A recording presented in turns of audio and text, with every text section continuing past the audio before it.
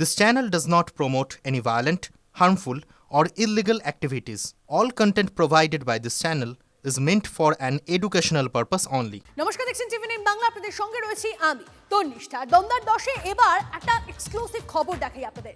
রাজ্যে মাদক হাব মালদা। ইংরেজ বাজারের কুমারপুরে রমরমিয়ে চলছে মাদক তৈরির কারখানা। পুলিশি হানায় বিরাট মাদক চক্রের পর্দা ফাঁস। উদ্ধার 17 কোটি টাকার ব্রাউন সুগার।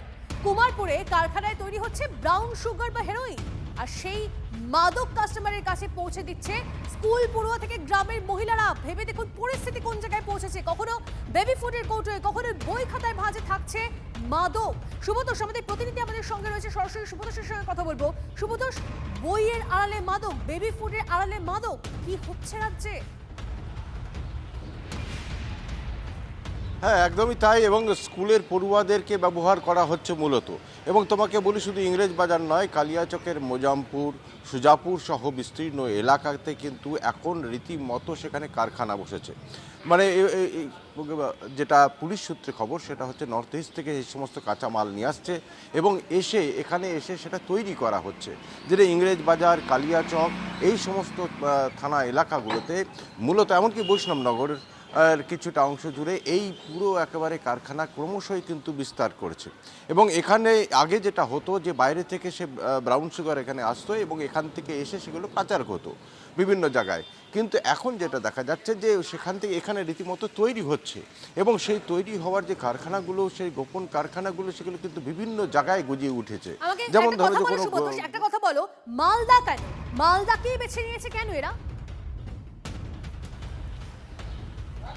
দেখো, মালদা বরাবরই জঙ্গি বা বিভিন্ন জঙ্গি সংগঠনের বা আন্তর্জাতিক মাফিয়া চক্রের একটা করিডোর হিসেবে ব্যবহার করে মালদা। যেহেতু মালদার ভৌগোলিক অবস্থান এমন একটা জায়গা যে এখান থেকে খুব সহজেই বাংলাদেশ, নেপাল সহ অন্যান্য দেশে মানে যাতায়াতের অনেক বেশি সুবিধা। আর যেহেতু এটা আন্তর্জাতিক মাফিয়াদের একটা এই র্যাকেট, এটা মূলত এই ড্রাগ, এবং ফলে সেখানে কিন্তু মালদাটাকেই বরাবর তারা ব্যবহার করছে। এবং যেটা পুলিশ সূত্রে খবর, গোয়েন্দা সূত্রে খবর, এই সমস্ত আন্তর্জাতিক যারা মাদক পাচার চক্রের সঙ্গেও কিন্তু বিভিন্ন জঙ্গি সংগঠনের হয়ে গেছে, সে কারণে এই জায়গাটায় হাব গড়ে উঠছে। আমি অবশ্যই শুভতোষ তোমার সঙ্গে কথা বলবো, কিন্তু তুমি পুলিশের কথা বলছিলে, পুলিশ সূত্রে কিছু তথ্য আসছে, তারা কি বলছে, অর্থাৎ পুলিশের তরফ থেকে কি বলা হচ্ছে এই বিষয়ে শোনাবো। আমরা রিসেন্টলি মণিপুরেরও বেশ কয়েকজন অ্যাকিউজকে এখানে অ্যারেস্ট করেছি। বিহারের প্রচুর ছেলে অ্যারেস্ট হয়েছে, ঝাড়খণ্ডের প্রচুর ছেলে অ্যারেস্ট হয়েছে। শুধুমাত্র কালিয়াচক বা ইংলিশ বাজারেই নয়, আপনারা জানেন লাস্ট 1 মাস ধরে আমরা গোটা জেলা জুড়ে করছি।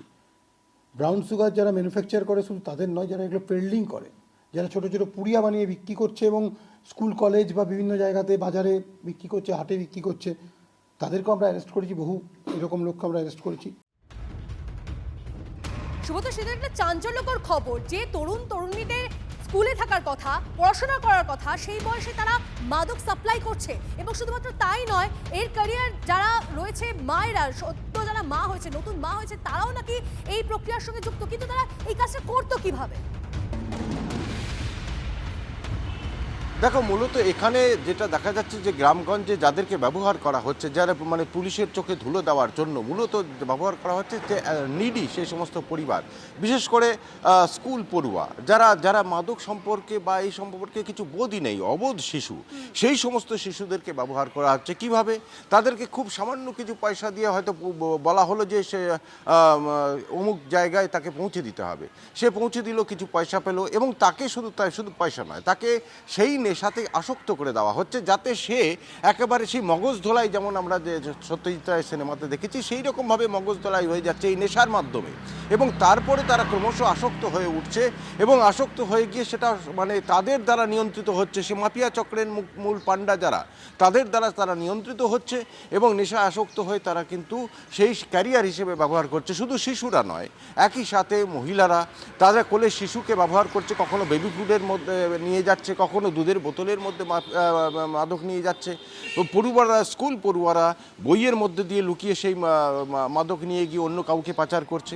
এবং একই সাথে যে সেই সমস্ত শিক্ষিত যুবক যারা চাকরি পাচ্ছে না, যাদের কাছে খুব দ্রুত কিছু সংসার চালানোর জন্য কিছু রোজগার প্রয়োজন, সেই সমস্ত যুবকদেরও কিন্তু মগজ ধোলাই করে তাদেরকেও কিন্তু ক্যারিয়ার হিসেবে ব্যবহার করা হচ্ছে।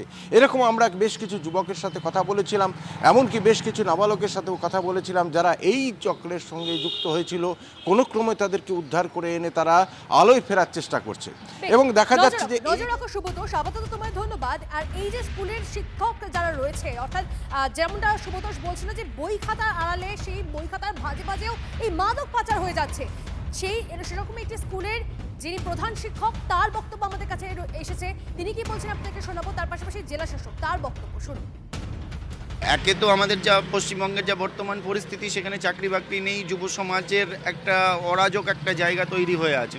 তার উপর ছাত্রছাত্রীদের একদম 12-14 বছর বয়স থেকে নেশার একটা জায়গা তৈরি করে দেওয়া বা নেশাতে তাদেরকে আর কি জড়িয়ে ফেলা, পাচার হোক বা নেশা করা হোক, দুটো ক্ষেত্রেই জড়িয়ে ফেলা, দুটোই মানে আর কি একটা অরাজক পরিস্থিতির দিকে এগিয়ে নিয়ে যাচ্ছে ছাত্র সমাজ। উদ্বেগ এবং চিন্তার ব্যাপার রয়েছে।